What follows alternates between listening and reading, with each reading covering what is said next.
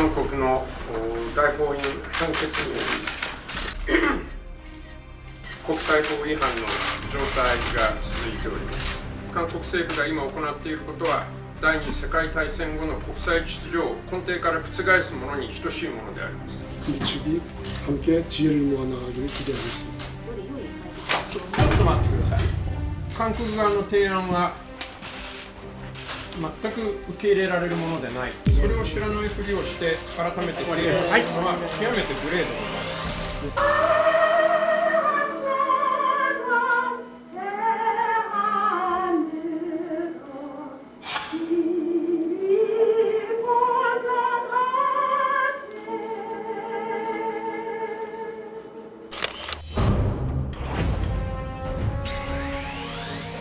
자, 이게 대체 어떻게 된 상황인가 좀 놀라고 계실 것 같습니다. 그러니까 사이트 개설한 지 며칠 됐다고 들었는데 어제 오늘 뭐 굉장히 지금 폭발적으로 많은 분들이 찾고 계셔서 나 때문에 이런 문제가 발생한 것 같다고 미안하다고 말씀을 주시더라고요. 예. 이기셨잖아요 오늘.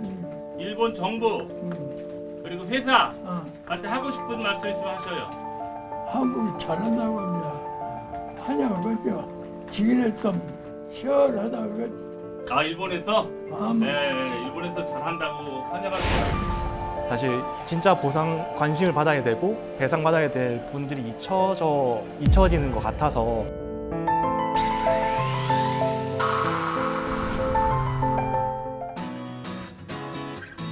네, 7월 19일 정치부에 시작합니다.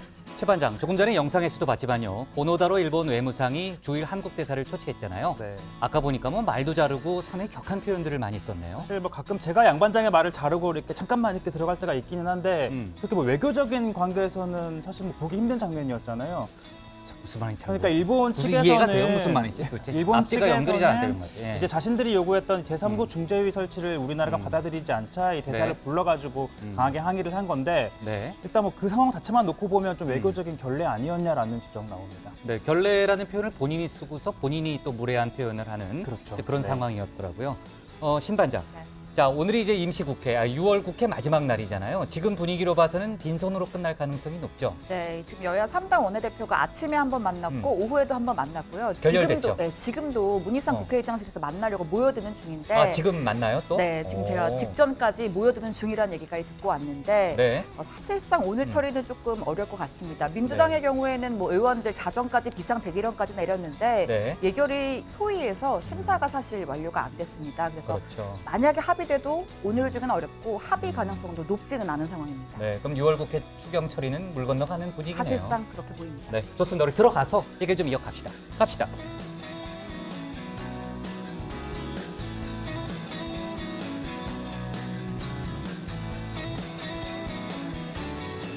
네, 반장들 자리에 앉았으면 정치보이를 시작하죠. 조금 전에 이제 최 반장과 고노회상 또 주일 한국 대사 얘기를 했는데요. 이후 고노회상이 담화를 발표했습니다. 그러니까 고노담화라고 부르면 되겠는데 관련해서 이제 조금 전인 오후 3시 청와대가 고노 담화 내용을 반박하면서 일본 수출 규제 관련한 추가 입장을 밝혔습니다.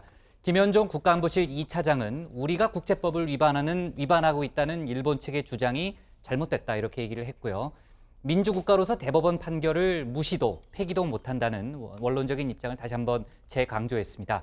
특히 우리 정부는 강제징용 문제 해결을 위해서 외교적인 노력을 계속해 왔는데 이를 무시하고 일방적인 수출 규제 조치를 한 건 일본이라는 점을 분명히 명시하면서 자유무역이라는 국제법 원칙을 위반한 것도 일본이라고 강조했습니다. 외교부 역시 입장을 밝혔는데요. 고노 담화는 일본의 일방적이고 자의적인 주장이라고 반박했습니다. 그리고 이따 최 반장 발제 때 저희가 짚어보겠지만요. 한일 군사정보보호협정 재검토와 관련한 지금 파장이 상당히 커지고 있는데 미국 측도 예민하게 반응하고 있고요. 조금 전에 청와대 고위 관계자는 모든 옵션을 다 검토할 것이다라는 입장을 내놓기도 했습니다.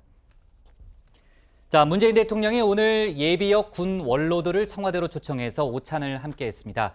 문 대통령은 북한 목선의 삼척항 입항 사건 등 일련의 군 기강 회의 논란을 일으켰던 사건과 관련해서 국군 통수권자로서 책임을 느끼며 국방장관과 합참의장을 중심으로 엄중하게 대응하고 있다고 말했습니다. 문 대통령이 책임이라는 단어를 썼습니다. 그러니까 사안의 심각성을 잘 느끼고 있다는 점을 다시 한번 강조했다고 보여지고요. 다만 장관 중심의 대응을 언급한 걸로 봐서 정경두 국방장관의 교체는 당장 이루어지진 않을 거라는 그런 분석도 나오고 있습니다. 그리고 일본 대사관이 있는 건물 앞에 차량을 세운 후 불을 지른 70대 남성이 치료를 받던 중 끝내 숨졌습니다. 경찰이 가족, 지인, 또 차량 블랙박스 등을 조사한 결과 일본에 대한 반감으로 이런 일을 벌인 사실을 확인했고요. 장인이 강제징용 피해자였다는 그런 진술도 확보했습니다. 유서는 아직 발견되지 않았는데 정말 안타까운 일이네요. 그렇죠? 자, 오늘 정치부 회의는요. 먼저 신반장 발제를 들어보면서 빈손으로 끝날 가능성이 높아 보이는 6월 국회와 어제 여야 당대표 청와대 회동 관련 얘기부터 해보고요. 일본 수출 규제 조치 관련한 속보 내용들을 이어서 다루겠습니다. 태풍 다나스 북상 소식과 정치권 관련 일반 이슈도 짚어봅니다. 그럼 먼저 신혜원 반장의 발제부터 시작하겠습니다.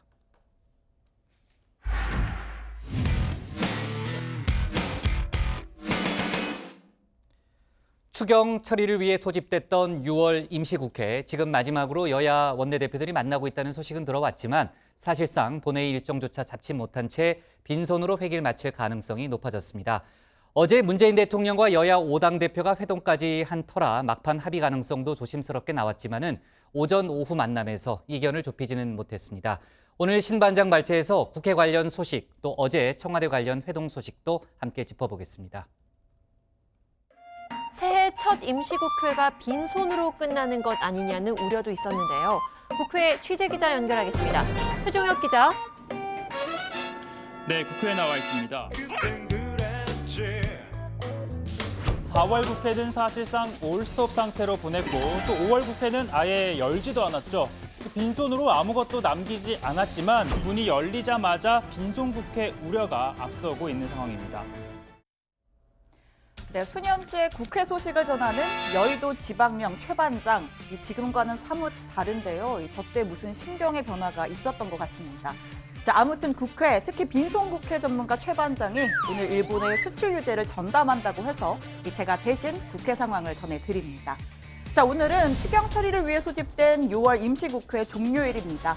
여야는 본회의 일정조차 잡지 못한 채 또 빈손으로 회기를 마칠 것으로 보입니다. 아침부터 여야 원내대표가 비공개로 만났는데요. 합의에 이르지 못했습니다.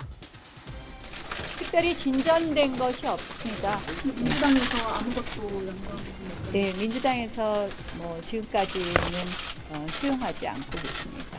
1시 반에 의장 주재 회동 있는 걸로 전해졌는데 저는 아직 연락을 못 받았습니다. 합의 좀 어떻게 합의가 안 된 거죠. 저는 조금 가야 돼서 오늘은 양해를. 이따가도 다시 만나시나요? 네, 다시 또 만나요. 나경원 대표 먼저 나오셨는데 두 분이서 따로 또 하셨어요? 아니요, 뭐 연장선상에서 얘기를 했는데 뭐 그 이후 합의된 내용은 또 없고요. 답답한 상황입니다. 자, 더불어민주당은 조건 없는 추경 처리를 촉구하는 반면 자유한국당과 바른미래당은 정경두 국방부 장관 해임 건의안과 이 법안 심사를 연계하면서 팽팽히 맞섰습니다. 오후에 문희상 국회의장 주재로 한 차례 더 만남을 가졌지만 결과는 그대로였고요. 자, 지금 다시 한번 이 사실상 막판 3당 원대 회동 진행 중입니다. 자, 어제 열린 문 대통령과 여야 5당 대표의 회동이 꽉 막힌 전국의 돌파구가 될 거라는 기대 섞인 전망도 나왔었는데요. 일본의 수출 규제 조치에 대한 공동 발표문만 채택했을 뿐 국회 현안에 대해선 이견만 확인했습니다. 이 회동의 계기가 된 일본 수출 규제에 대해서는 한 목소리를 냈으니 그래도 긍정적 만남이었다고 볼 수 있을 겁니다. 이 대통령이 이사 대표들과 함께 머리를 맞대고 좀 지혜를 모으는 그런 모습을 보시는 것만으로도 좀 희망을 가지시지 않을까 그렇게 생각합니다. 좀 초당적으로 합의를 이루고 공동 대응하는 그런 모습을 보여드린다면 아마 국민들께서 매우 든든해하시리라고 생각합니다. 네, 1년 4개월 만에 이루어진 회동은 예정된 2시간을 넘겨서 3시간가량 진행됐습니다. 종료 직후에 발표문이 나왔는데요. 일본을 향해서 수출 규제 조치를 즉각 철회할 것을 촉구하면서 여야정이 함께 비상협력기구를 만들기로 한 내용이 담겼습니다. 일본의 수출 규제 조치는 자유무역 질서에 위배되는 부당한 경제 보복이며 다양한 차원의 적극적인 외교적 노력을 촉구하였으며 범국가적 차원의 대응을 위해 비상협력기구를 설치하여 운영하기로 한다. 다만 진단과 처방에서 의견이 갈린 부분도 있습니다.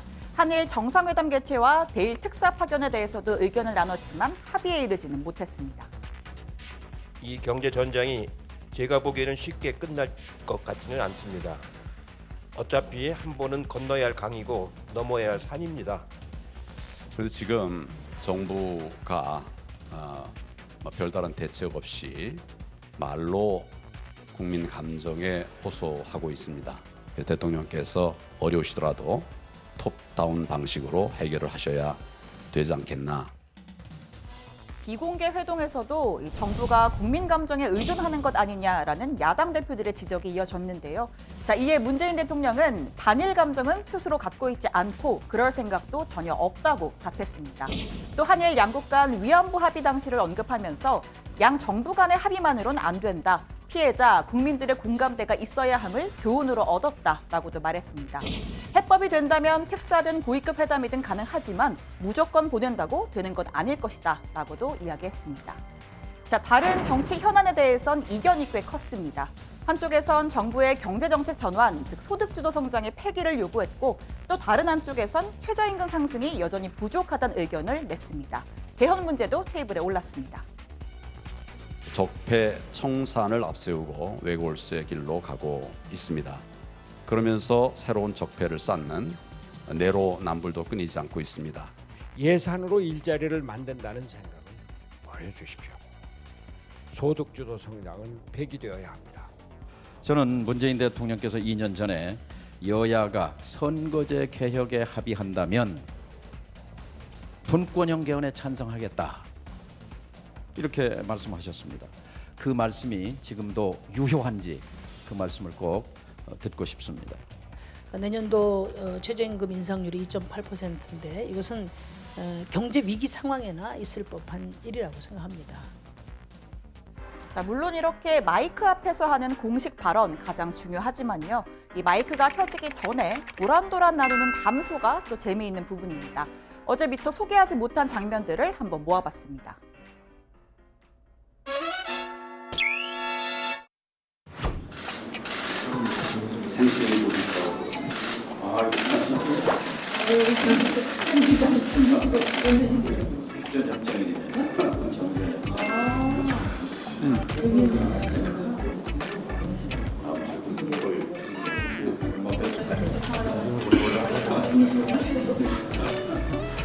세 번째 대표를 축하드립니다.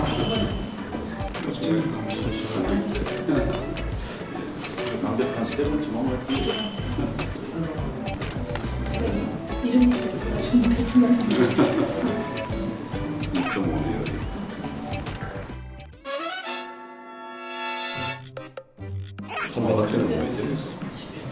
경우에 저는 통화를 안 했었던 것 같은데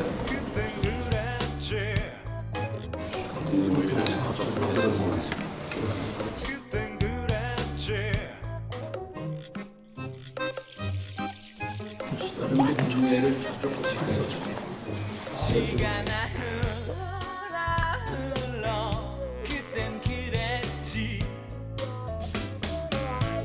회동이 끝날 무렵에 문재인 대통령과 황교안 대표가 예정에 없던 1분 30초 독대를 가졌습니다. 이렇게 창가에서 잠깐 이야기를 나눈 건데요. 대화 내용은 알려지지 않았습니다. 황 대표는 회동 후에 국회 브리핑에서 그냥 둘이 잠깐 나눈 이야기로 이해해달라라고만 설명했습니다. 오늘 청와대 발제 이렇게 정리합니다. 6월 또다시 빈손국회 추경 처리 끝내 무산입니다. 네, 오후 5시부터 문희상 국회의장실에서 여야 원내대표가 마지막 만남을 갖고 있다는 속보가 들어는 왔어요. 지금 이제 속속 모이고 있다라는 얘기도 아까 신반장이 했는데, 글쎄요, 극적인 합의를 이룰 수 있을지 지켜봐야 되겠지만은 현재 분위기가 낙관적이진 않습니다. 왜냐하면 오늘 하루 종일 벌어진 일을 보면 사실 낙관하기는 좀 어려운 상황이고요.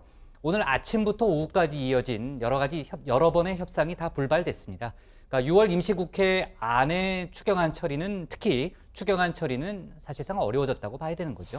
네, 여야 3당 원내대표 오전에 비공개 회동을 가졌고요. 이어서 문희상 국회의장 중재로 오후에 재협상까지 나섰지만 결국 현재까지 성과를 내지 못하고 있습니다. 민주당은 그동안 이 정경두 국방장관 해임 건의안 표결 처리를 원천적으로 반대하는 입장 고수해왔고, 한국당과 바른미래당은 추경에 연계해서 이 해임 건의안 처리를 위해 이틀간 본회의를 열어야 한다는 입장으로 맞서왔습니다. 오후 회동에서 문희상 의장이 오늘과 22일에 본회의를 열어 이 현안을 처리하자라는 중재안 내놨지만 민주당은 수용할 수 없다는 뜻을 밝힌 것으로 알려지고 있습니다. 의장님이 제안하신 안도 있다고 하던데. 아니에요. 자꾸 유리할 때는 의장님 얘기하고 불리할 때도 의장님 얘기하고 자꾸 의장님 그렇게 할 필요가 없어요. 미안합니다. 갑니다. 오신환 대표는 좀 늦게 나온 큰 이유가. 네, 지금 그 국회에서 들어온 소식을 보니까요. 원래 5시에 국회의장실에서 여야 원내대표들이 만나기로 했는데 민주당 최고위가 좀 늦게 끝나는 바람에요. 아직 회의는 여야 원내대표 간의 만남은 시작되지 않았다고 하고요. 잠시 후에 아마 만남이 이루어지면 극적인 반전을 이룰 수 있기를 일단 기대는 해보겠습니다. 아까 얘기했던 대로 분위기가 낙관적이진 않지만요. 반전이 있기를 기대해 보고요. 또 지금 현장에서 들리는 얘기로는 지금 문희상 국회의장실 앞에 기자들은 다 모여 있는데 그래요? 민주당 최고위가 일단 지금 끝났고 또 좀 나경원 원내대표도 방금 전에 네. 회동 잘 모르겠다 이런 식으로 얘기를 해서 결과적으로는 회동을 안 하는 분위기다. 안 할 수도 있다. 네, 이런 그런 분위기라고 지금 현장에서 알려왔습니다. 네, 좋습니다. 현장에서 더 알려오면요. 관련해서 또 추가로 얘기를 해주고요. 네. 자, 그렇다면은 6월 임시국회가 추경안 처리를 위해 소집된 건데 지금까지의 분위기를 본다면은 본회의 일정조차 잡지 못하고 끝날 가능성이 높아 보이네요. 예, 그렇습니다. 어제 문재인 대통령 여야 대표 회동으로 혹여 이 추경 처리 돌파구 마련되는 거 아니냐 이런 기대 있었죠. 결국 하지만 무산됐습니다. 자, 어제 문 대통령이 일본 경제보복에 대한 공동 대응 방안 중 하나로 이 추경안 조속히 좀 처리를 해달라 이렇게 당부를 했지만 한국당 황교안 대표 추경은 국회에서 논의할 사안이다라는 입장을 내놓으면서 이 공동 발표문에 포함되지 못했습니다. 네, 나경원 원내대표는 추경 처리의 조건으로 오늘 중에 북한 목선의 삼척항 입항 사건 국정조사를 수용하거나 다음 주 투포인트 국회를 열어서 정경두 국방부 장관에 대한 해임 건의안 표결을 실시할 것을 요구했습니다. 오늘 국정조사를 받으면 오늘 안에 나머지 법안, 추경안 우리가 심사해서 할 건 하고 뺄 건 빼서 하겠습니다. 아니면 다음 주에 2포인트 국회 열어주십시오. 하루는 정경두 장관 해임 건의안 보고일이고 하루는 나머지 법안, 추경안 표결과 해임 건의안 표결일입니다. 두 가지 중에서 오늘 하나 선택해 주십시오. 네, 바른미래당 오신환 원내대표도 여당이 결단해야 해결된다 재차 강조했습니다. 야당 요구는 원천 봉쇄하면서 정부 여당 입장만 수용하라 강변하면 어떻게 상생 정치가 가능하겠냐라고 주장한 건데요. 이 부분도 들어보시죠. 그동안 중립을 지켜오던 민주평화당의 정동영 대표가 어제 청와대 회동에서 했던 발언이 정답입니다. 국방부 장관 해임 건의안은 여당이 양보해서 국회의 결정에 맡기고 야당은 민생 법안과 추경안 처리에 협조하는 것입니다. 네, 나경원 오신환 원내대표 얘기를 들어봤는데 문희상 의장이 중재한 재협상까지 불발된 이후에요. 민주당과 한국당이 각각 의총을 소집했죠, 신반장. 네, 그렇습니다. 자유한국당 경우에 일찌감치 원래 입장 재확인했고요. 민주당도 이 정경두 국방부 장관 해임 건의안 표결 북한 목선 국정조사 요거에 응하지 않겠다는 의견 재확인했습니다.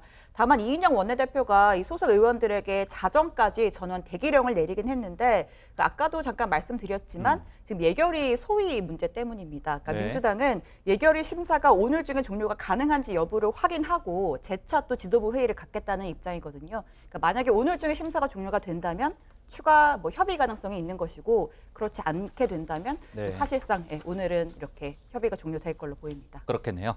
자, 앞서 제가 간단히는 언급했는데 오늘 청와대에서 문재인 대통령과 예비역 군 원로들 오찬 간담회가 있었어요. 국방부 수장인 정경두 장관도 참석을 했는데 문재인 대통령이 최근 군 기강 회의와 관련한 여러 가지 논란이 됐던 사건들을 언급하면서 뭐 많은 발언을 또 했죠, 최 반장. 네, 문재인 대통령이 뭐 최근 벌어진 몇 가지 일을 이렇게 언급을 하면서 국군 통수권자로서 책임을 느낀다라고 했습니다. 북한 목선의 삼척항 입항 사건, 또 허위 자수 논란 등 잇따른 군 관련 사건을 지칭하는 걸로 보이는데요. 한번 들어보시죠. 최근 벌어진 몇 가지 일로 우리 군의 기강과 또 경계 태세에 대해서 국민들께서 우려를 하고 있습니다. 국군 통수권자로서 책임을 느끼며 국방부 장관과 또 합참 의장을 중심으로 엄중하게 대응해 나가고 있다는 말씀을 드립니다. 네, 지금 뭐 여야가 가장 큰 이견 보이는 부분이 바로 정경두 장관 해임 건의안 상정 문제고 또 다음 달로 예상되는 개각에 정경두 장관이 뭐 포함이 되느냐 여부 뭐 가장 큰 관심인데요. 그렇죠. 자, 이 상황에서 문재인 대통령이 책임을 거론한 건 사실상 뭐 유감 표명에 가까운 입장을 나타낸 것이다라는 해석 나옵니다. 다만 국방부 장관 중심의 대응을 언급한 것으로 미뤄볼 때 뭐 유임할 가능성도 높다는 관측 나옵니다. 네.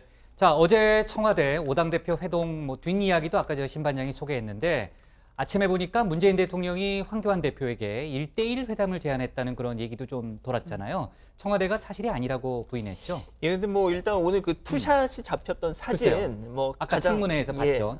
뭐 제일 화제였지 않습니까? 일단 청와대 관계자에 따르면 어제 지금 나오네요. 네. 어제 문재인 대통령과 이 황교안 대표 대화에서 뭐 말씀하신 대로 1대1 회동 관련 이야기는 전혀 없었다. 당시 상황은 그저 황교안 대표가 문재인 대통령에게 잠깐 이야기 좀 하시죠. 이렇게 하면서 이렇게 뭐 벌어졌던 돌발적인 상황이다. 뭐 이런 설명을 했습니다. 자, 황교안 대표도 국회에 와서 기자들이 물었죠. 그냥 둘이 잠깐 나눈 이야기로 이해해달라. 이렇게만 설명을 했습니다. 네. 참, 고 반장. 황교안 대표가 문재인 대통령의 식사 제안을 거절했다는 이야기는 또 뭐예요? 네, 어제 이 회동이 예상보다 길어지면서 저녁 7시쯤 돼서야 이제 끝이 났는데 1시간 더 한 거죠? 그러니까 예, 예정보다. 그렇습니다. 이 예. 식사 시간을 뭐 사실상 넘긴지라 문재인 대통령이 시간이 많이 지나갔으니 저녁을 함께 하시면 어떻겠느냐 이렇게 제안을 했다는 겁니다. 자, 이에 황교안 대표가 일정이 있기 때문에 어렵다. 다음에 함께 하시자 이렇게 사양을 했다고 하네요. 네, 이를 두고 이 민주평화당의 정동영 대표가 좀 상당히 유감이다 이렇게 비판을 했습니다. 1년 4개월 만에 만난 자리인데 뭐 경제, 개헌 등 여러 가지를 논의해야 하는데 그 자리를 제1야당의 대표가 걷어차버려서 안타깝다면서 이런 식으로 정치적 입지를 스스로 좁히는 것은 본인을 위해서도 국민을 위해서도 유감스럽고 안타까운 일이다 이렇게 황교안 대표를 비판했습니다. 또 국회 현안과 관련해서 합의점을 찾지 못한 데 대해서는 좁쌀 정치다라면서 이 문재인 대통령과 황교안 대표를 함께 비판하기도 했습니다. 네, 자 아까 얘기했던 대로 오늘이 이제 추경 처리를 위해 소집된 6월 국회 마지막 날이죠. 오전 오후 여야 원내대표들의 만남에도 접점을 찾는 데 실패했고 한 번 더 만날 가능성이 있다는 얘기를 아까 신 반장이 했는데 아직 모이지는 않았다고 합니다. 관련한 속보가 들어오면요. 저희가 회의 중에 다뤄보는 걸로 하겠습니다. 오늘 청와대 발제는요. 이렇게 정리할게요. 6월 국회도 빈손 종료, 추경안 처리 무산으로 잡겠습니다. 다음은 최종혁 반장의 발제를 들어보겠습니다.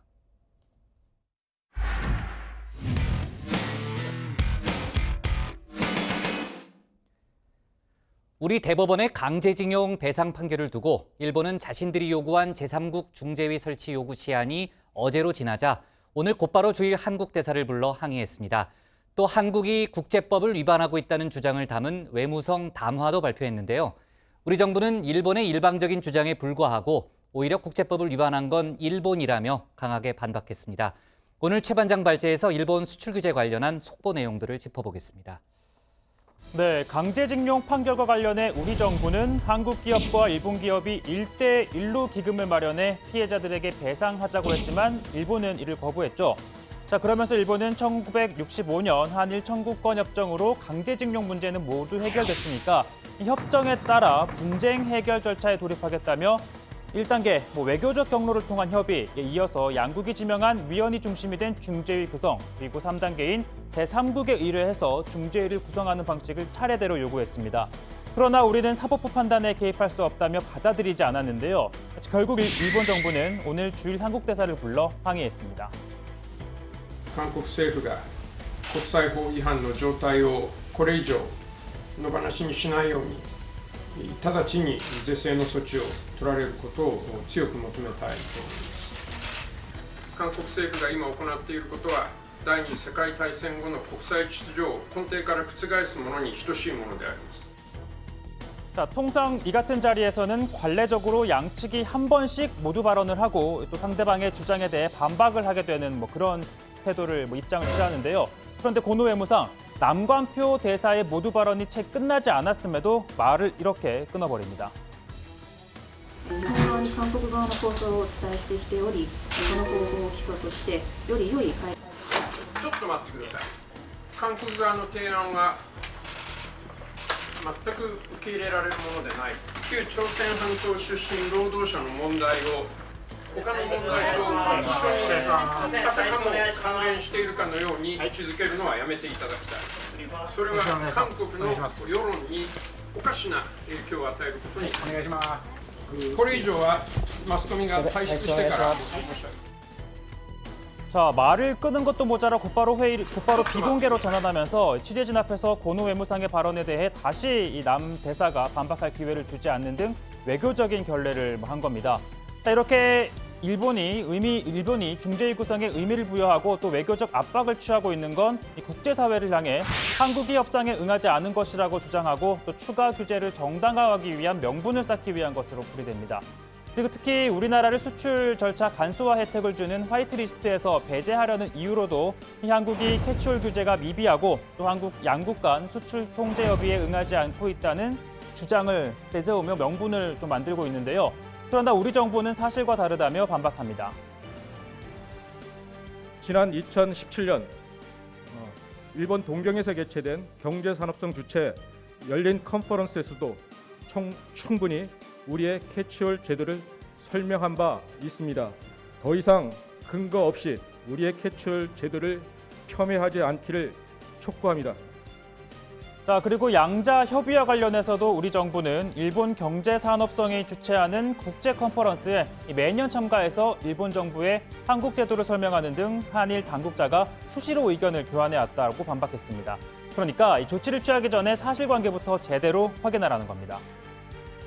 이러한 조치의 전제 조건은 의심할 여지 없이 분명하고 명백한 증거와 사실에 근거해야 합니다.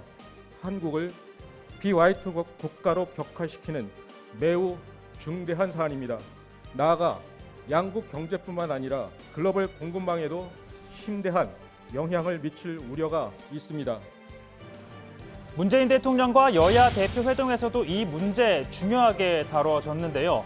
일본이 한국을 화이트리스트에서 제외한다면 일본에겐 더 강력한 경고장을 보내야 한다는 목소리가 나왔습니다. 일본이 실제로 이런 조치를 취한다면 이것은 일본이 대한민국을 안보 파트너로 인정하지 않는 것을 의미합니다. 그렇기 때문에 우리 정부는 한일 군사정보보호협정 파기를 진지하게 검토해야 한다고 생각합니다. 민주평화당 정동영 대표 또한 이 백색 국가 제외는 안보상 신뢰가 없다는 걸 대외적으로 국제적으로 알리는 것인 만큼 군사 정보를 교류할 명분이 없다. 그러니까 마찬가지로 협정 폐기를 요구했는데요. 이 정 대표는 이날 회동에서 모든 대표들이 같은 입장이었지만 단 한 사람만이 반대했다고 합니다. 파기될 수밖에 없다. 그리고 이것은 아베 총리가 파기하는 거다라는 걸 규정해줘야 화이트리스트로 감히 못 간다라는 거였지요. 근데 이 부분에 대해서 이제 황교안 대표는 좀 신중론을 가진 거죠. 굳이 그걸 발표문에 넣어야 되느냐는 얘기죠. 자, 야당 대표들의 이 같은 파기 요구에 대통령이나 청와대도 중요한 문제라는 데 공감을 표했다는 게 참석자들의 설명입니다. 청와대 안보 책임자가 말씀하셨어요. 지금은 유지 입장을 갖고 있으나 상황에 따라서는 재검토할 수 있다. 이런 말씀을 하셨어요. 정의용 실장이 그렇게 말씀하셨어요. 그거는 제가 굳이 밝히지 않겠습니다. 자, 자유한국당은 정의용 실장이 이렇게 말한 건 원론적인 답변이라고 하더라도 부적절하다라고 비판했습니다. 박근혜 정부에서 국방부 차관을 지낸 백승주 의원, 이 협정은 일본의 국익이 아닌 대한민국의 안보를 위한 것이라고 강조했습니다. 정말 매우 위험한 생각입니다. 일본의 그 과거사 또 여러 가지 문제 때문에 무역 규제를 하는 것이 부당하다고 우리가 규탄하고 있는 마당에 우리가 다시 안보 문제를 이 경제 마찰 문제 끌어들이는 것은 매우 위험하고 부적절하다고 생각합니다. 자, 이 한일 군사협정은 양국이 북한의 핵, 또 미사일 정보를 공유하기 위해 2016년 11월 체결이 됐고요. 이후 매년 자동으로 연장이 됐습니다. 자, 올해 시한 연기 기한 다음 달 24일까지인데요. 만일 이때까지 어느 한쪽이라도 파기하겠다는 뜻을 서면으로 통보하면 협정은 끝나게 됩니다. 자, 북한의 비핵화를 요구하는 미국 입장에서도 중요한 현안이 될 수밖에 없는데요. 자, 미 국무부는 한일 군사정보보호협정은 지역 평화 그리고 북한의 비핵화의 중요한 수단이라며 협정 연장을 전적으로 지지한다는 입장 밝혔습니다. 자, 오늘 발제 이렇게 정리하겠습니다. 강제징용 중재위 거부에 극히 무례하다, 거친 말 쏟아낸 일본입니다. 네, 한일 군사정보보호협정 관련해서는요. 뒤에 다시 한번 짚어보겠지만은 최 반장이 막판에 설명한 대로요. 미국도 아주 예민한 반응을 보이고 있고요. 어제 5당 대표 회동에서 관련 얘기가 나온 이후 오늘 바로 국무부의 입장이 나왔고 지금 볼턴 미 백악관 국가안보보좌관하고 또 백악관 당국자가 한국과 일본을 동시에 찾는다는 얘기가 나오고 있잖아요. 관련한 언급도 있을 걸로 보입니다. 그리고 아까 얘기했던 대로 한일 정보협정의 모든 옵션을 검토할 거라는 청와대 고위 관계자의 어떻게 보면 상당히 센 발언이 조금 전에 나왔기 때문에 관련한 파장이 있을 걸로 보입니다. 그 얘기는 뒤에 다시 한번 해보고요. 자, 어제 이제 일본이 요구했던 강제징용 배상 판결에 대한 제3국 중재위를 만들어 달라고 요구했던 답변을 달라고 요구했던 시한이 이제 어제로 끝났고 오늘 바로 일본이 입장을 내놨죠. 아까 주일 한국 대사를 불러서 여러 가지 항의의 뜻을 밝히는 과정에서 말도 끊고 표현도 그렇고 여러 가지 외교적인 결례를 저질렀다는 비판이 일고 있네요. 네, 고노다로 일본 외무상이 오늘 오전 남간표 주일 한국 대사를 불러 우리 정부가 중재 절차에 응하지 않은 점에 대해서 매우 유감이다. 한국이 국제법 위반 상태를 방치하지 않도록 즉시 시정 조치를 취하도록 촉구한다라고 주장했습니다. 그러면서 우리 정부의 입장에 대해 2차 세계대전 이후 국제 질서를 뒤엎는 일과 같다라고도 주장했습니다. 자, 고노 외무상의 발언이 끝나고 남간표 대사가 일본의 일방적인 조치가 한일 관계의 근간을 해치고 있다라고 반박을 하자 자, 말을 이어갔는데요. 자, 이 고노 외무상이 갑자기 중간에 남간표 대사의 발언을 끊어버린 겁니다. 자, 남 대사가 일본에 우리의 구상을 제시한 바 있다 이렇게 얘기를 하니까 고노 외무상이 잠깐만요 하면서 한국의 제안을 도저히 받아들일 수 없다. 그걸 제안하는 거는 우리한테 결례다. 이렇게 말을 하면서 정말 딱 보기에도 불쾌하게 상당히 말을 끊어버린 겁니다. 양 반장은 일본어 잘하니까 그 뉘앙스도 좀 와닿잖아요. 그렇죠. 예, 네. 아니요, 잘하진 못해요. 아무튼요. 예, 네. 우리 정부가 이제 한국 기업과 일본 기업이 1대1로 기금을 마련해서 피해자들한테 배상하자고 한 제안, 이거 받아들일 수 없다라는 입장을 재차 강조한 거죠. 그러면서 곧바로 취재진한테 밖으로 나가달라 이렇게 요구를 했습니다. 이어서 약 30분 동안 비공개로 대화가 오갔고 남간표 대사 10시 45분쯤에 이 외무성을 떠났습니다. 네, 비공개 대화 때도 상당히 거친 발언을 이어갔겠네요. 지금 그랬겠죠? 말 끊고 나가달라 하는 그런 모습으로 비춰봤을 땐요. 그럴 것 같고. 자, 지난주에 저희가 관련한 얘기를 해봤지만요. 한일 무역 당국자 간 첫 실무 협의 때 일본이 거의 창고 수준의 회의실로 우리 대표단을 불렀잖아요.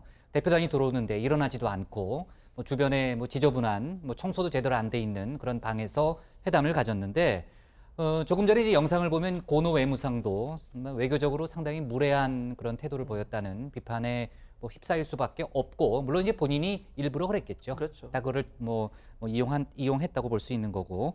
비공개 대화가 끝난 직후에 고노 외무상이 바로 담화를 발표했죠? 네, 그렇습니다. 고노 외무상 1965년 체결한 한일 청구권 협정을 거론하면서 청구권에 관한 문제는 완전히 최종적으로 해결됐다라면서 우리 대법원의 배상 판결이 청구권 협정 위반했다라고 주장했습니다.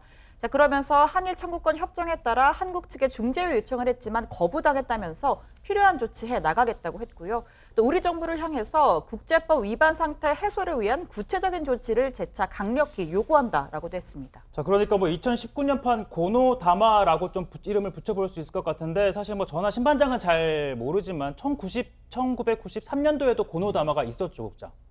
양반장도 알 것 유명하죠. 같은데. 유명하죠. 당시 고노다마를 음. 찾아보니까 일본군이 위안소 설치 관리에 관여했다는 걸 처음으로 일본이 인정하면서 과거사 문제에 대해서 공식적으로 뭐 반성 사과한다는 그런 내용이었잖아요. 네. 근데 아시다시피 이 담화를 발표한 당사자 바로 현 고노 외무상의 아버지 고노 요에이 전 관방장관입니다. 그러니까 26년 만에 아들과 아버지 고노가 이 과거사 문제를 두고 전혀 다른 어떻게 보면 사실상 후퇴한 담화문을 내놓은 거다라는 해석 나옵니다. 그렇군요.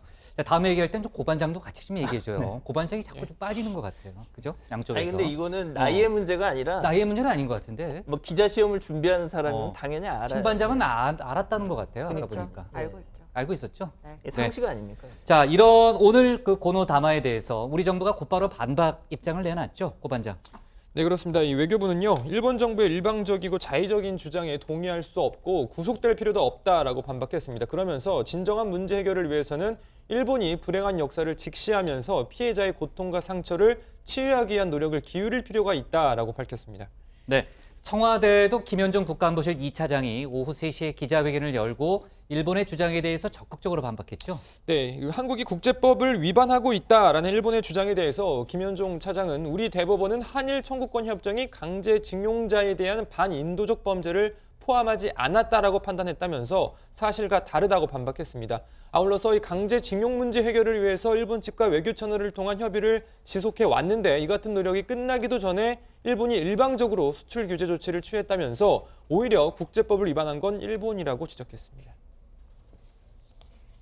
WTO 원칙 그리고 자유무역 규범과 G20 오사카 정상회의에서 발언한 자유무역 원칙, 나아가 글로벌 밸류 체인도 심각하게 훼손하는 조치라는 점에서 오히려 국제법을 위반하고 있는 주체는 일본이라고 할 수 있겠습니다.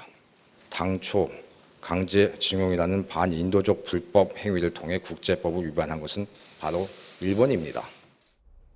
네, 그러니까 일본이 적반하장적인 태도를 보이고 있다는 지금 김현종 차장의 언급이었고요. 자, 조금 전에 저희가 이제 고노다로 외상의 뭐 일종의 결례 논란에 대해서 얘기를 했잖아요.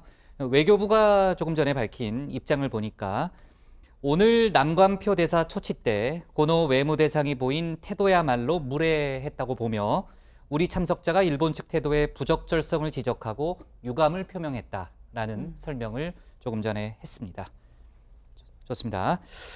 자, 일본이 우리나라를 수출 절차 간소화 혜택을 주는 화이트리스트 국가에서 제외하려는 움직임을 보이고 있잖아요. 어제 아까 이제 앞서 신반장 발제 때 저희가 짚어봤던 여야 대표 회동에서도 중요한 의제로 다뤄졌는데, 자, 뭐 이 과정에서 한일 군사협정, 군사정보보호협정 폐기 문제를 놓고서 뭐 앞서도 잠깐은 얘기했지만 상당히 많은 후폭풍이 이어지고 있죠. 예, 일단 뭐 대통령하고 여야 대표 회동이 있고 나서 나온 공동 발표에 이 화이트리스트 배제는 한일 관계 및 동북아 안보 협력을 위협한다 이런 표현이 있습니다.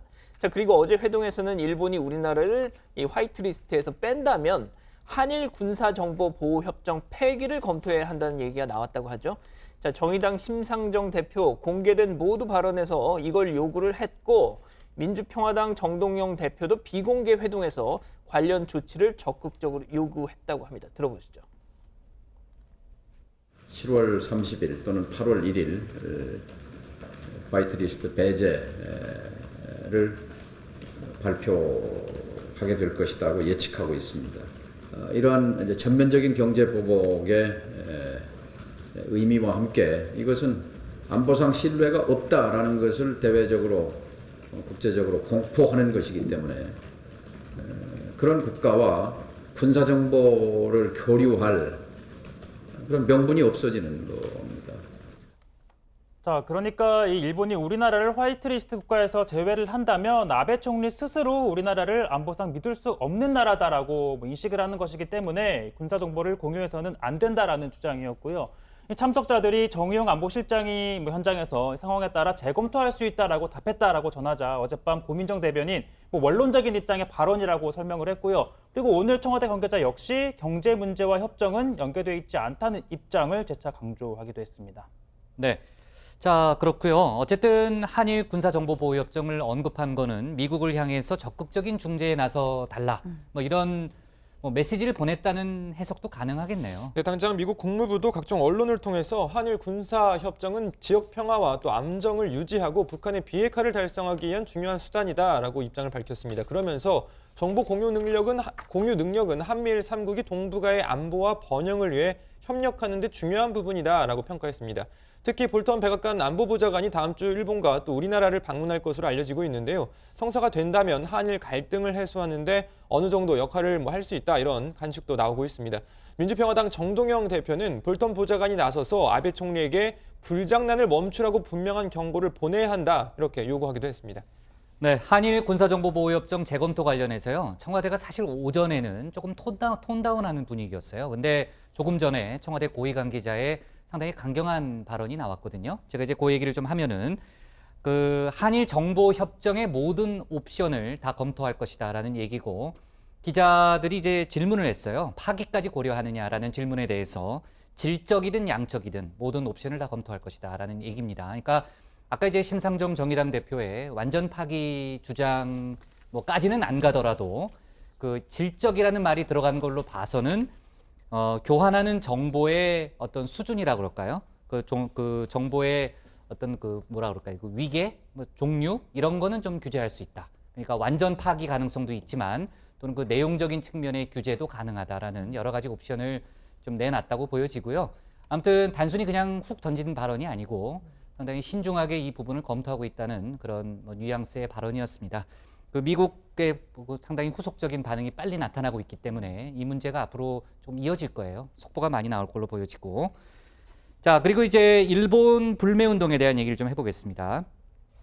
지금 일본 여행 상품이 절반 이하로 떨어졌다는 그런 보도도 많이 나왔고, 지금 노노재팬이라는 사이트가 굉장히 화제가 되고 있잖아요. 네. 그러니까 어떤 제품이 일본 제품이고 또 이를 대체할 수 있는 상품이 어떤 게 있다라는 거를 소개하는 그런 사이트인 거죠? 네, 저도 한번 들어가 봤는데 이 사이트에 딱 들어가면 이 일본 브랜드 제품, 생활, 음식, 가전, 화장품 등 품목으로 구분을 해서 정리가 되어 있고, 이걸 대체할 수 있는 국내 제품을 소개하는 그런 사이트입니다. 지금 이름 때문에 이렇게 블러 처리가 되어 있긴 한데 저게 다 이렇게 써 있는 거고요.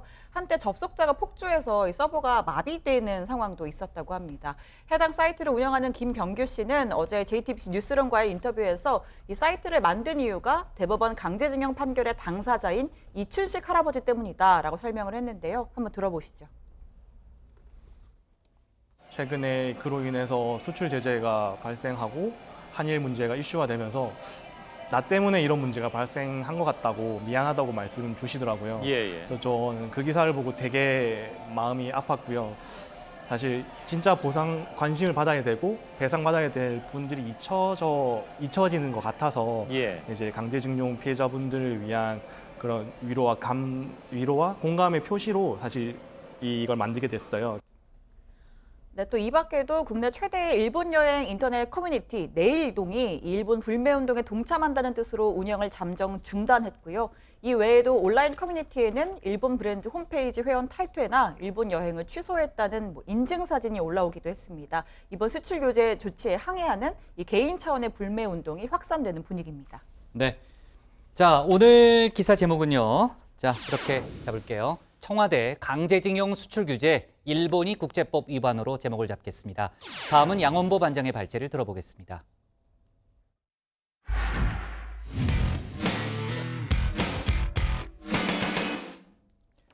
오늘 오전 한 40대 남성이 자신이 다니던 회사 사옥에서 자살 소동을 벌였습니다. 요구 조건이 있었는데 자유한국당 황교안 대표를 불러달라는 것이었습니다. 하지만 같은 시각 황 대표는 이승만 전 대통령 54주기 추모식 참석 중이었죠. 두 사건 간에 어떤 연관성이 있을까요? 오늘 양 반장 발제에서 관련 소식과 다른 정치권 뉴스를 함께 짚어보겠습니다.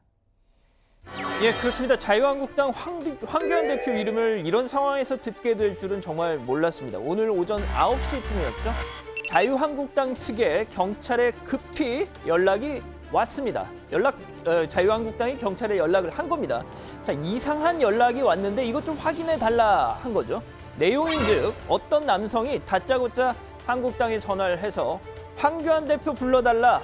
안 그러면 투신하겠다 연락했다는 겁니다. 자, 경찰이 곧바로 해당 남성 위치 추적에 나섰고 발신지 서울 영등포구 양평동의 롯데제과 빌딩으로 찍힌 겁니다. 자, 경찰과 소방 현장 출동했죠. 자, 빌딩 18층 저 위쪽 한번 보십시오. 저기 보이십니까?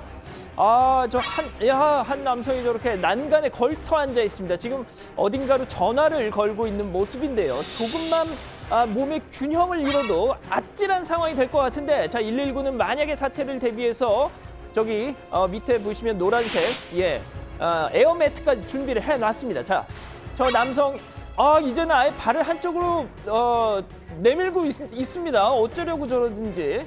막 다리도 흔들고요. 자, 잠시 남성 일어납니다. 뭐 하려고 다시 안쪽으로 넘어가는 것 같은데요. 예, 다행입니다. 다행이네요. 자, 보신 대로 투신 소동 2시간 만에 경찰의 설득으로 간신히 상황은 이렇게 종료가 됐습니다. 자, 회사 측에 확인을 했던 결과 이 남성 다름 아닌 롯데제과에 근무하는 직원이었습니다. 40대 임모 씨였습니다. 자, 임 씨는 이 출동한 경찰에게 내가 부당해고를 당했다라고 한 겁니다. 도대체 자신이 부당해고를 당한 것과 황교안 대표가 무슨 상관이길래 그런 요구를 했던 걸까요? 자, 알고 봤더니 유튜브에서 문재인 정부 때문에 롯데가 힘들어졌다는 말을 했습니다. 그게 방송에 나가면서 회사가 해고 통보를 했습니다. 이 억울함 황교안 대표에게 하소연하고 싶습니다. 자, 이게 정확한 워딩은 아닙니다만 이런 내용이었다는 거죠. 자, 그렇다면 도대체 임모 씨 어떤 유튜브에서 문재인 정부 때문에 롯데가 힘들어졌다 이런 주장을 폈던 걸까요? 자, 놀라지 마십시오. 그 유튜브 바로 그렇습니다. 여기 지난 7월 3일 한국기독교총연합회 대표회장이자 사랑제일교회 담임 목사인 전광훈 목사가 진행하던 문재인 대통령 하야 촉구 릴레이 단식 기도회에 이 임모 씨가 참석을 했던 겁니다. 바로 전광훈 목사 옆자리에 앉아서 이런 말을 했다는 거죠.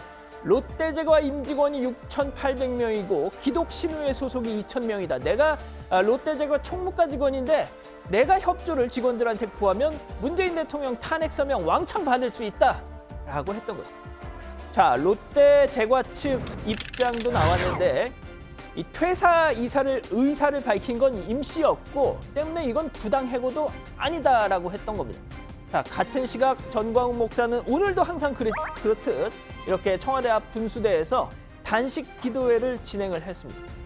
자, 혹여 이 임모 씨의 자살 소동 전광훈 목사한테 소식이 들어갔는지 저도 지켜봤죠. 모르는지 아니면 알면서도 모르고 싶은지 안타깝게도 언급은 나오지 않았습니다.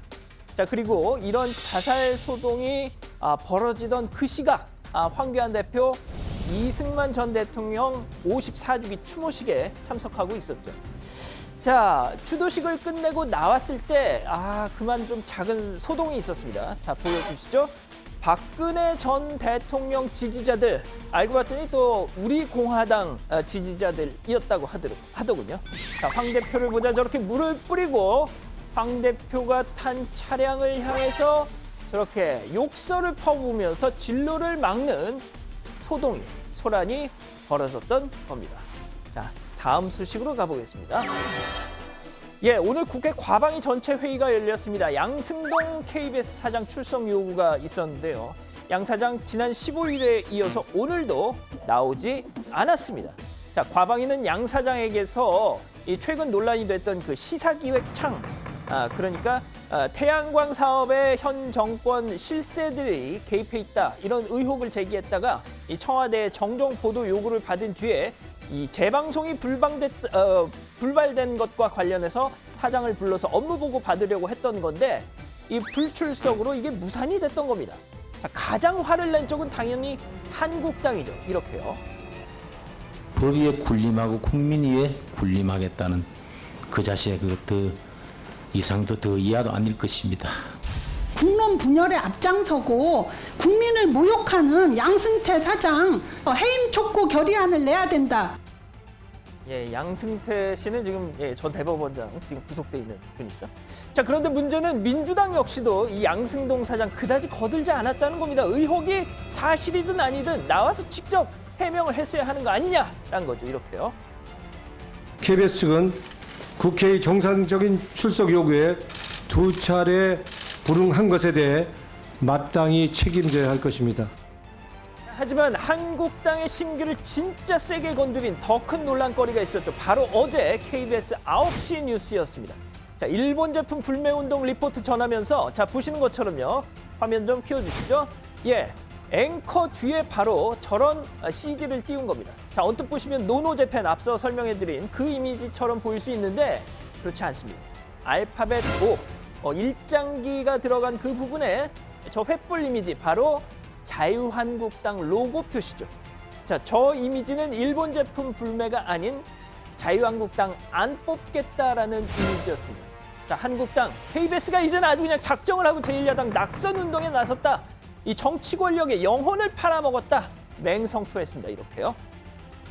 일본 지금 제품 불매 운동하고는 아무 관련이 없는 사안입니다. 이것을 버젓이 메인 뉴스에 이렇게 내놓고 자유한국당을 상징하는 횃불을 놓고 안 뽑아요라고 한 것은 명백히 총선 개입 의도가 있는 것이다. 글쎄요, KBS가 뭐 일부러 이랬을까 싶기도 한데 말이죠. 자, 제작진의 단순 실수일 공산이 커 보이긴 합니다만 자체적으로 조사를 하겠죠. 자, 어찌됐든 한국당 입장에서는 매우 불쾌할 수 있겠다는 생각도 듭니다. 자, 오늘 준비한 소식은 여기까지입니다. 네, KBS가 사전에 걸러내지 못했다는 부분에 대해서 사과 입장을 내놨고요. 그 얘기는 조금 뒤에 다시 한번 해보겠습니다. 어떻게 된 일인지 다시 한번 정리를 해볼까요, 신반장? 네, 어제 이 KBS 9시 뉴스였는데요. 그 일본 제품 불매 사이트 이 노노재팬이라는 사이트를 소개하는 리포트였습니다. 이 앵커 뒤로 보이는 이미지를 보시면 이 알파벳 O 부분, 그러니까 일장기가 들어갈 부분에 자유한국당의 횃불 마크를 넣은 겁니다. 그러면서 안 뽑아요라는 문구가 이렇게 들어가 있죠. 또 잠시 후에는 이 조선일보 로고가 같은 자리에 삽입이 되는데 또 안 봐요라는 문구가 들어갑니다. 안 봐요도 들어가요? 네, 그래서 이제 한국당은 KBS가 한국당에게 친일 프레임을 씌우려는 의도를 갖고 진행한 일이다 이렇게 주장을 하고 있습니다. 네, 조금 전에 이제 발언도 들어봤지만 한국당 쪽에서는 KBS 선거 개입 음모라고 지금 주장을 하고 있는 거죠? 네, 그렇습니다. 한국당은 선거법 위반 소지가 있다고 보고 파상 공세를 폈습니다. 양승동 사장에 대한 즉각적인 해임, 관계자 징계 등을 요구하고 나섰습니다. 이미지가 잘못 나간 것을 뒤늦게 안 KBS는 관련 화면을 모두 삭제하고 제작 경위를 확인해보는 중이라고 밝혔습니다. 그동안 이 방송 프로그램 등이 극우 사이트 일베가 만든 이미지를 썼다가 논란이 된 적은 여러 번 있었는데 이번처럼 한국당이 그 대상이 된 경우는 극히 이례적인 것으로 평가받고 있습니다. 네, 조금 전에도 저도 얘기했지만 KBS가 사전에 걸러내지 못한 부분에 대해서 사과 입장을 냈고요. 해당 리포트에 대해서 즉각 서비스 중지를 했고 이후 내용을 수정하는 등 시정 조치를 했다는 점도 강조했습니다. 또 특정 정당 로고를 걸러내지 못한 부분에 대해서 사과한다는 그런 입장도 조금 전에 내놨죠. 그리고 이제 양승동 사장의 국회 불출석을 놓고 아까 이제 국회 과방위에서 논란이 되고 있는 걸 봤는데 왜 안 나온다는 거죠? 앞서 언급을 한 대로 이 태양광 사업의 권력 실세 개입 의혹을 보도했던 시사기획 창이란 이 프로그램이 방송 이후 청와대로부터 정정 보도 요구를 받았었잖아요. 그 이후에 재방송이 나가지 않으면서 외압 논란이 벌어졌었는데 그에 대한 입장을 듣기 위한 출석 요구였습니다. KBS는 19일 오늘 공영방송 사장이 특정 프로그램과 관련한 국회 출석 요구에 응한다면 헌법과 방송법이 규정한 방송의 독립과 자유, 이 제작의 자율성이 심각하게 훼손될 것이라고 주장을 하면서 이를 거절했던 겁니다. 방송의 독립과 자유라는 이유를 들었군요. 그렇습니다. 좋습니다. 아까 그 롯데 제과 직원의 투신 자살 소동 아무 일 없어서 정말 다행이긴 한데요. 그 전반적인 스토리는 좀 복잡하네요. 네. 예, 조금 상식적으로 이해가 안 되는 부분이 좀 있죠. 근데 일단 추가로 들어온 소식을 좀 더 전해드리면 그 임모 씨가요. 오늘 그 소란을 벌이기 전에 어제 황교안 대표와의 면담을 요구하면서 한국당 당사를 직접 갔다는 겁니다. 근데 아시다시피 어제 문재인 대통령하고 여야 대표 회담이 있었지 않습니까? 누구를 그때 만날 여유가 있었겠습니까? 준비하느라고. 당연히 못 만났죠. 청와대 회동이 없었더라도 솔직히 황 대표가 글쎄요. 만나줬을 공산은 크지 않을 것 같은데 어쨌든 이 전광훈 목사 단식 기도회 참석 이후에 본인이 산에서 이런 내용이 소문이 났겠죠.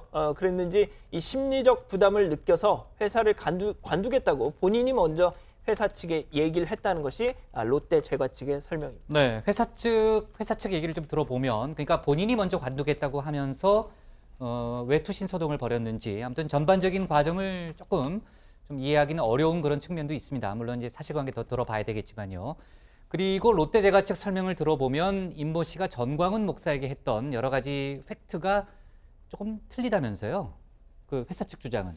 네, 그렇습니다. 당시 임 씨는 전광훈 목사에게 롯데제과 임직원이 6,800명이고 기독신의회가 2,000명이다. 내가 총무과 직원으로 있는데 협조를 구하면 대통령 탄핵 서명을 받을 수 있다라고 했습니다. 그런데 롯데제과 측은 임 씨가 당시 총무과에 재직 중이었던 것은 사실이지만 회사가 탄핵 서명에 참여한다는 말은 전혀 사실 무근이었고, 또한 롯데제과 신의회 회원수는 15명 정도에 불과하다고 밝힌 겁니다. 네.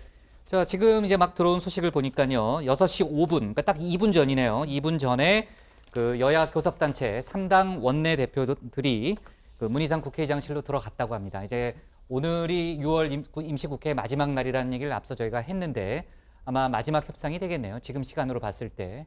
극적으로 반전이 일어난다면 향후 뭐 본회의 일정이라든지 이런 걸 잡을 수는 있겠지만은 어쨌든 오늘이 마지막 날이기 때문에 추경 처리는 좀 어렵고 향후 국회 일정에 대해서 합의를 이룰 수 있을지는 좀 지켜봐야 되겠습니다.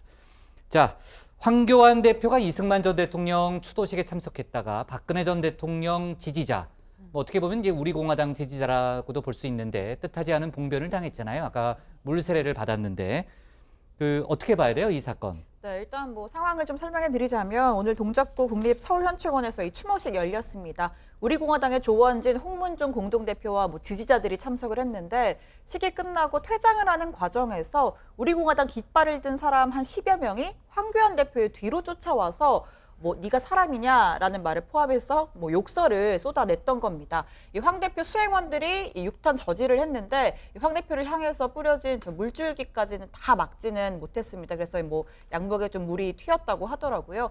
일단 황 대표는 이들에 대해서 별다른 언급을 하지 않았는데 이 오후에 국회에서 기자들이 저 상황에 대해서 질문을 했습니다. 황 대표도 답을 했는데요. 직접 들어보시죠. 오늘 박근혜 전 대통령 극렬 지지자로 좀 추정되는 분들께 불미스러운 일이 좀 있었는데 예, 뭐 저는 저의 길을 가겠습니다. 네, 저는 저의 길을 가겠다. 뭐 어떤 의미일지 모르겠는데 오늘 추도식에는 황 대표만 왔나요? 네, 일단 뭐 민주당, 바른미래당, 민주평화당, 정의당 지도부 또 뭐 의원 중에는 참석한 사람이 없었습니다. 일단 황교안 대표는요. 역사상 가장 성공한 나라를 세운 이승만 대통령을 정작 우리 국민은 올바로 기억하지 못하고 있다며 이 건국의 아버지로 추앙받아야 마땅함에도 뭐 위협들이 폄훼되고 또 홀대되는 현실이 정말 죄송하고 부끄럽다.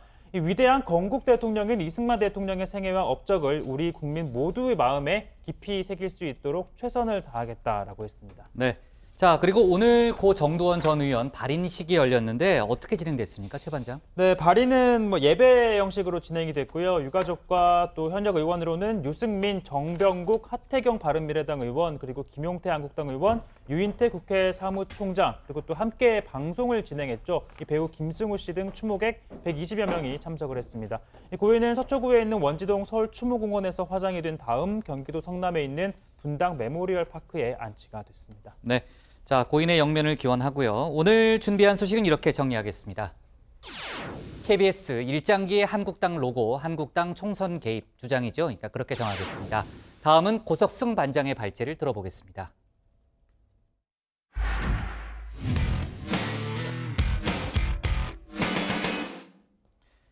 제5호 태풍 다나스가 현재 한반도를 향해 북상하고 있습니다. 기상청 예보대로라면 내일 남부지방에 큰 영향을 줄 걸로 보이는데요. 고반장 발제에서 자세한 내용 짚어보겠습니다.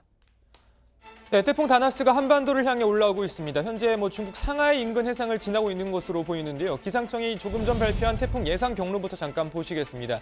자, 일단 내일 새벽 3시쯤 제주 서귀포 인근 해상을 통과할 것으로 보입니다. 그리고 내일 오후에는 전남 지역으로 상륙할 것으로 전망이 됩니다. 남부지방을 관통한 다나스는 21일 일요일 오후에 동해상으로 빠져나갈 것으로 예상이 됩니다. 자, 이동 경로가 다소 유동적이긴 합니다만 크게 변하지는 않을 것으로 보입니다. 제주에 들어올 때 예상이 되는 그 태풍의 크기는 평균 풍속이 중심 최대 풍속이 약 23에서 24m/s 정도, 그리고 중심의 그 중심 기압이 990 헥타파스칼, 그리고 강풍 반경이 약 200km 정도가 되는 소형 태풍으로 들어올 것으로 예상이 됩니다. 네, 방금 들으신 대로 이번 태풍은 사실 크기가 작은 편입니다. 소형 태풍인데요. 문제는 남부지방에 걸쳐 있는 장마전선과 맞물리면서 많은 비가 내릴 가능성이 크다는 겁니다. 태풍이 머금고 있는 수증기가 장마전선에 공급되면서 태풍이 지나는 남부지방 곳곳에서 폭우가 내릴 것으로 보입니다. 내일까지 제주 산지에는 700mm 이상, 남해안 일부 지역에는 500mm가 넘는 폭우가 쏟아지겠습니다. 말 그대로 물폭탄 수준의 비가 내릴 가능성이 큽니다. 그 밖에 남부지방과 강원 영동지방에도 200mm가 넘는 비가 내리는 곳이 있겠습니다. 서울 등 수도권, 중부 지역에는 10에서 70mm의 비가 내리겠습니다. 자, 많은 양의 비가 내리는 만큼 철저한 대비가 그 어느 때보다 중요한 상황입니다. 정부도 비상대응에 들어갔습니다. 최악의 상황을 가정하여 절대 방심하지 말고 철저한 사전 대비와 대응 태세가 필요합니다. 많은 비가 예상됨에 따라 오늘 18, 10으로 중앙재난안전대책본부 비상 1단계를 발령하겠습니다. 네, 참고로 행안부는 조금 전인 오후 6시부로 중앙재난안전대책본부 비상 3단계를 가동했습니다. 문재인 대통령도 오늘 오전 태풍 다나스의 북상으로 행여 발생할 수 있는 피해에 철저히 대비하라는 지시를 내렸습니다. 자, 태풍 관련 소식은 여기까지 전해드리고요. 자, 그리고 이제 어제 민주당이 정치개혁특위와 사법개혁특위 중 정개특위 위원장을 맡기로 하고 위원장에 홍영표 전 원내대표를 내정했다는 소식 전해드렸습니다.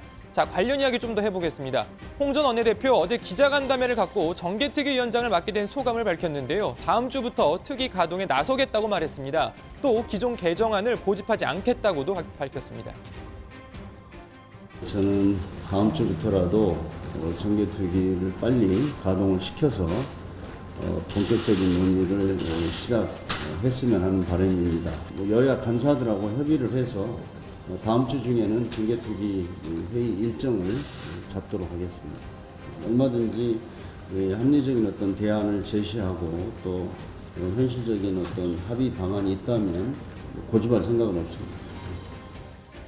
네, 얼마 전까지만 해도 매일같이 카메라 앞에 섰던 홍영표 전 원내대표, 오랜만에 다시 카메라 앞에 선 건데요. 간담회 마친 뒤에 이렇게 짤막한 소감을 밝혔습니다. 진짜 어색한데. 네, 이 홍영표 의원의 정개특위 위원장 내정에 대해서 각 당은 이해관계에 따라 상반된 입장을 내놨는데요. 관련 이야기 시간 되면 조금 더 들어가서 해보겠습니다. 오늘 발제 이렇게 정리합니다. 태풍 다나스 북상 중 남부지방 주말 폭우. 네, 바로 금요 고다방 시간입니다. 오늘 사연 내용 조금 무거운 내용입니다. 하지만 정말 중요한 내용이니까요. 바로 들어보겠습니다. 안녕하세요. 한국세기잡이 큰별쌤 최태성입니다. 최근 한일 관계와의 강제징용 배상 문제를 지켜보면서 일본 정부에 좀 전하고 싶은 말이 있어가지고 금요 고다방에 사연과 신청곡을 보냅니다. 이 강제징용 배상 판결이 나온 이후에도 일본 정부와 기업들은 책임을 외면하고 이 피해자들에게 사과 한마디 하지 않고 있는데요. 몇 년 전 제가 우리 선조들의 그 아픈 역사가 남아있는 군함도를 직접 방문했을 때 정말 그 강제징용의 흔적을 숨기기 급급했던 그들의 모습을 기억하고 있습니다.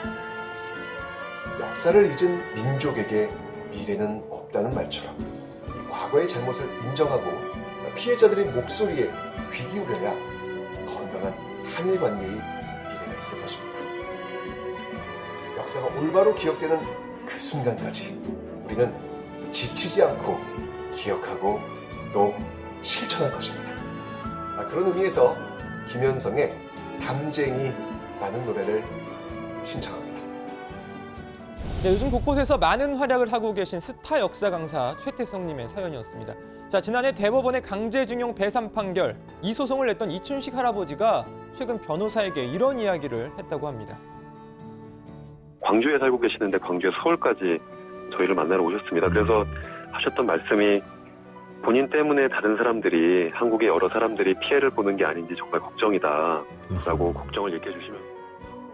네, 이 한일 간의 최근 상황 물론 풀긴 풀어야겠죠. 하지만 피해자가 오히려 미안해하고 정작 가해자는 이미 다 해결된 일이다라고 뻔뻔하게 우기는 이런 상황, 이건 진짜 아닌 것 같습니다. 자, 오늘 사연 속 표현을 빌리자면 역사를 잊은 민족에게 미래는 없습니다. 자, 신청곡 김현성의 담쟁이 들으시면서 금요 고다방 다음 시간에 다시 찾아뵙겠습니다. 저것은 절망의 벽이라고 말 전쟁이는 서두르지 않고 앞으로 나간다. 한 뼘이라도 꼭 여럿이 함께 손을 잡고 올라간다. 네, 정개특위, 사개특위 얘기부터 해보겠습니다. 민주당이 정개특위를 선택하면서 이제 한국당이 사개특위를 가져가게 됐잖아요. 지금 위원장으로 거론되는 사람이 있습니까? 일단 한국당 나경원 원내대표는요, 이 전문성 있고 치우치지 않은 사람을 고르겠다. 가급적 빨리 결정하겠다. 다음 주 초 안에는 확정 지을 걸로 보입니다. 일단 여러 사람 이름이 나오고 있는데 권성동, 주호영 의원 등 이런 중진급 법조인 출신 의원들이 거론이 되고 있고요. 또 검사 출신의 주광덕, 김도읍 의원도 하마평에 오르고 있습니다. 네, 자 홍영표 전 원내대표의 정개특위위원장 선임 관련해서요. 각 당의 평가가 좀 엇갈리고 있죠. 네, 홍영표 전 원내대표가 이 패스트트랙 이 지정 과정에서 당시의 원내대표였잖아요. 그렇다 보니까 이 자유한국당에서는 홍 전 원내대표는 불법과 폭력으로 얼룩진 패스트트랙 사태를 초래한 장본인일 뿐만 아니라 수습책을 찾기 위해 만남을 요청하는 야당 지도부를 문전박대하면서 사태를 악화시키기만 했던 책임이 있다. 이 패스트트랙 강행을 반성하고 여야 합의를 최우선시하는 합리적인 위원회 운영을 위해 최선을 다해야 한다라고 주장을 했습니다. 그리고 바른미래당은 서로 다른 의견을 수렴하고 또 어느 한쪽으로 치우침 없이 여야 합의를 이끌어내는 유연한 리더십을 보여주길 바란다라고 당부했습니다. 네, 자 그리고 어제 제가 예고했던 대로 오늘 김태한 삼성바이오로직스 사장이 구속영장 실질심사를 받았고요. 아마 영장심사 결과, 그러니까 구속 여부가 밤늦게 나올 걸로 보입니다. 저희가 오늘 이제 회의가 다 끝날 시간이 다 됐으니까 이 결과는 그 뉴스룸까지도 아마 안 나올 것 같은데요. 아마 다음 주 월요일 저희 회의 때 다뤄야 될 것 같네요. 오늘 기사 제목은 이렇게 정리하겠습니다. 태풍 다나스 북상 중 남부지방 관통할 뜻으로 제목을 잡겠습니다.